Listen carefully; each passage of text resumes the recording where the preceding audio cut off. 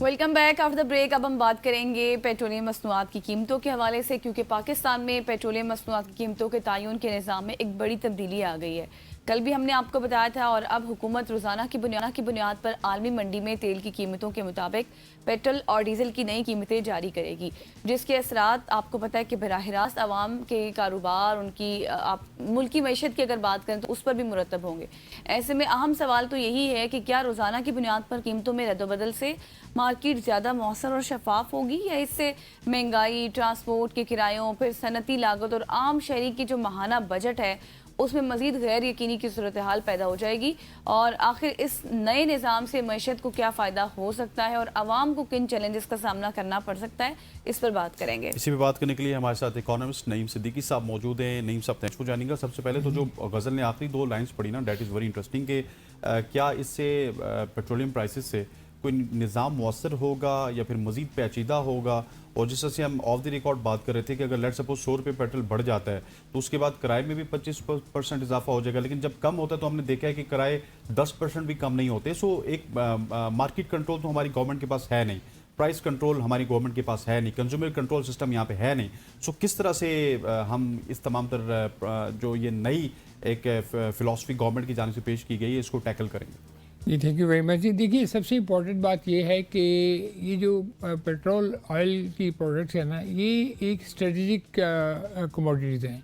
ये कोई ऐसी कमोडिटी नहीं है कि जिसको आप जैसे गोल्ड है या सिल्वर है या और अदर कमोडिटीज़ हैं जो कि आप लेके रख लेते हैं, जो इसका आपकी टोटल इकोनॉमी पे कोई इम्पेक्ट नहीं पड़ता।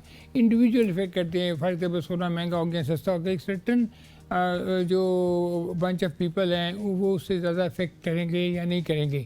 लेकिन जो पेट्रोलियम प्रोडक्ट है ना, ये तो आपके बेसिक इंडिकेटर है आपकी इकोनॉमी का। आपकी इकोनॉमी इसके इर्द गिर्द घूमती है, और उसकी वजह से जब आपने जैसे अभी फरमाया कि अगर उसकी प्राइसेस एक दिन बढ़ जाती है और दूसरे दिन कम हो जाती है, तो उसकी जो उसके साथ एसोसिएटेड प्रोडक्ट्स हैं, यानी कि ट्रांसपोर्ट है या फूड की आइटम्स हैं, ये सारी चीज़ें उस ट्रांसपोर्ट से रिलेटेड हैं।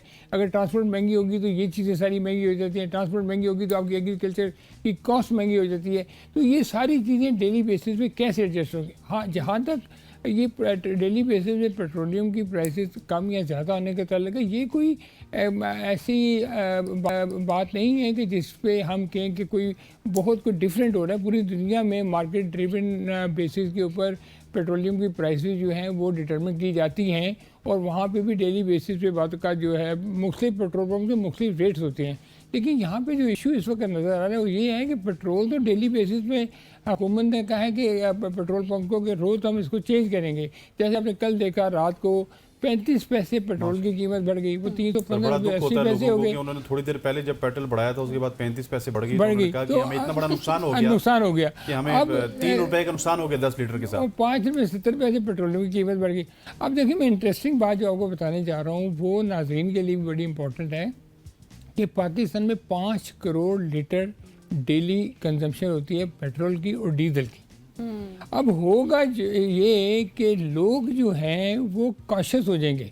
मसलन आज आपके पास अगर आपके पास मोटरसाइकिल है या आपके पास गाड़ी है, तो आप पेट्रोल पंप पे जाएंगे, आप कहेंगे अच्छा मैं अब इस पे पेट्रोल जो है ना थोड़ा डलवाता हूँ। अगर मैं पहले टैंक फुल कराता था तो मैं सोचता था कि चलो अब मैं टैंक फुल नहीं कराता, हाफ करा दूँ, पता नहीं कल क्या प्राइस हो, पता नहीं 3 दिन क्या प्राइस हो। अभी तो जब मंथली होता था तो आपको ये फिक्र नहीं होती थी, आप कहते थे महीने के बाद मैंने दोबारा प्राइस बढ़ी है तो अपने टैंक को फुल कर लूँ, मोटरसाइकिल में ज़्यादा पेट्रोल डलवा लूँ।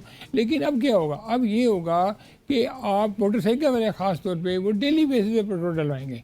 तो आप जो इंटरेस्टिंग बात है वो ये है कि मुल्क में गाड़ियों के अंदर जैसे 5 करोड़ लीटर मैंने आपको बताया 50 मिलियन आपकी कंजम्पशन है, तो एकदम से आप देखेंगे कि पेट्रोल की कंजम्पशन डेली बेसिस पे चली जाएगी, और जो पेट्रोल पंप के मालिकान हैं या पेट्रोल पंप वालों के पास पेट्रोल की डेली जो रिजर्वायर्स है ना वो उतनी तेज़ी से कम नहीं होंगे। मतलब उसका इफेक्ट ये होगा कि लोग डेली बेसिस पे पेट्रोल भरवाने जाएंगे, उनकी जो कॉस्ट ऑफ डूइंग बिजनेस बढ़ जाएगी, उनकी रोज़ की डॉक्यूमेंटेशन बढ़ जाएगी पेट्रोल पंप वालों की। वो रोज़ कोई बंदा कहेगा मुझे 2 लीटर दे दो या 5 लीटर दे दो, तो मुल्क में जो पेट्रोल का running stock at one time है ना वो एकदम कम हो जाएगा।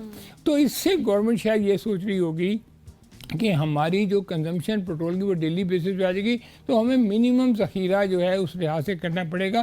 तो ये एक इफ़ेक्ट है जो मैं बताना चाह रहा था कि वो लोगों के पास ये हो जाएगा कि अब वो डेली बेसिस पे पेट्रोल की कीमतों को मॉनिटर करेंगे और कोशिश करेंगे हर दूसरे दिन या तीसरे दिन जाके अपने पेट्रोल डलवाएं, लेकिन क्योंकि सर कोई अब पता इसमें नहीं ये कल चीज़ है ज़्यादा ना, हो जाए अब कम हो सर जाए। इसमें ये चीज़ है जिस तरह से आप पहले भी बात कर रहे थे कि कोई भी नए ट्रेंड को हम हाँ, अडॉप्ट करने बिल्कुल। में टाइम लगाते हैं, जी। लेकिन जब अडॉप्ट करते हैं तब वो ट्रेंड ही चेंज हो जाता है जब हम जी। उसके आदी होते हैं। जी। लेकिन सर अब इसमें मसला ये है ना कि पाकिस्तान जैसा जो मुल्क है जहाँ पर आपको पता है कि हमारी हर चीज़ पेट्रोल प्राइसेस के मुताबिक उसमें रद्दोबदल हो रहा होता है, महंगाई भी होती है, जी, हमारी बिल्कुल। इवन बेसिक नेसेसिटीज़ जो हैं जी। आप उनको देखिए उनकी कीमतों में भी रद्दोबदल हो रहा होता है। जी। तो फिर ऐसे में हम महंगाई की सूरत हाल को कैसे मॉनिटर करेंगे? देखिए- लाइक हमारी डेली बेसिस की चीज़ें भी फिर महंगी होती जाएंगी। देखिए, ये बेसिक इकोनॉमिक इनपुट है पेट्रोल।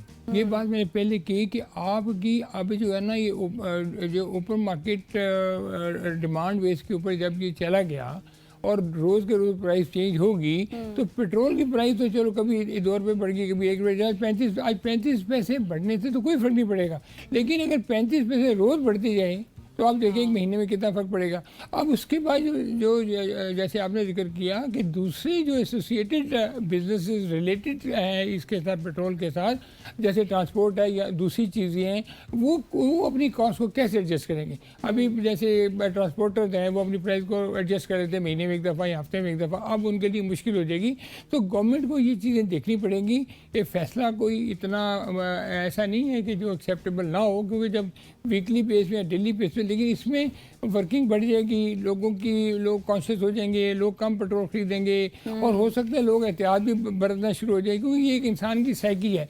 वो जैसे आप देखिए स्टॉक मार्केट है, आप देखो डेली बेसिस पे चेंज होती है, आप करेंसी डेली बेसिस पे चेंज होती है, सोना सिल्वर कमोडिटीज जो है वो डेली बेसिस पे चेंज हो रही होती है।